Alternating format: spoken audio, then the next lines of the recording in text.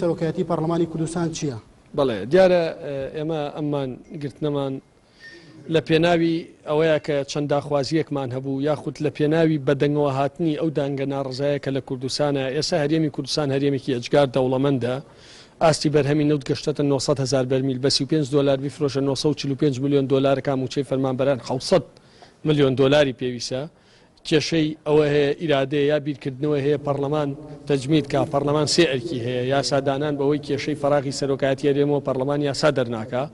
پەسەندکردنی بودجەوە 2 ساڵە بودجە نییە تا پەرلەمان پەسەندی کاوە ڕۆڵی چاودێریکردن ئەوە تا ئەیانوێ ڕۆڵی چاودێریەکەش لە پەرلەمان وەرگیرێت واتە ئەمە دەنگێکە بۆ ئەوەی کە ئەو ڕۆڵەی کە پەرلەمان بەپێی قانون پێی دراوە مەرجعی سیاسی یاسایە لە وڵاتە ڕۆڵەکەی خۆی بگێڕێت بەشێکی تری ئەوەیە کە ئێمە پرۆژەیەکی وردمان ئامادە کردووە لە سبەینیا دوو سبەی کە دانیشتنی پەرلەمانی تایبەت دەکرێت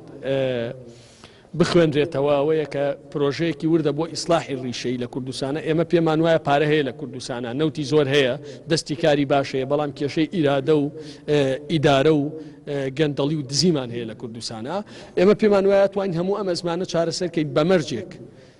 ویستێکی بەهێز لەلایەن هەر پێنج لایەنەکەی حکوومەتەوە هەبێت بۆ ئیسلاحی ڕیشەی لەم حکوومەتە ئەوەی کە سەبات بە پرسیارەکەی جەنابوو سەرۆکایەتی پەرلەمان پەیوەند سەرۆکی پەرلەمان پەیوەندی بە ئێمەوە کردووە خۆشیەت بۆ ئێرە بەڵێ ئەم شەو خۆشیەت بۆ ئێرە وەک قسەی لەگەڵ منا کرد ئەو پشتیوانی داخوازیەکانی ئێمەیە پێی وایە بێ پەرلەمان مەرجعی یاسایی سیاسی بێ و پێی وایە بێ پەرلەمان لەم دۆخە مناقەشەی کێشە و خواست و ویستی خەڵکی کوردستانکە ئێمە لە ماوەی ڕابردووە زۆر هەوڵمان داوام کێشانە چارەسەر بکە بەدەنگی بەرز قسەمان کردووە بانگێشتی وەزیرمان کردووە بۆ پەرلەمان نەهاتوون دانیشتنی پەرلەمان چەندین سکاڵەمان داوەتە دادگا ئەمە بەشێکی ترە لە هەڵوێستەکانمان بە خەڵکی کوردستان بڵین هاو هەڵوێستین لەگەڵتانە مانگرتنەکەیەوە ئەنجامیە بێ لە نێو ئێرە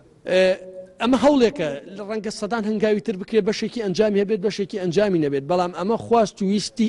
ئێمە بەم شێوەیە تعبیر لەو دەنگە ناڕزایی خەڵکەکەین و تعبیر لەو دەنگە ناڕزایی خۆشمانەکەین پێمان وایە بەم شێوەی تر ناتوانانی حکومڕانی بکرێت لە کوردستانە و ئەوەی ئێمە خوێندنەوەمان کردووە ئەوەی ئێمە دراسەمان کردووە ئەوەی ئێمە دیکۆمنتمان نەکردووە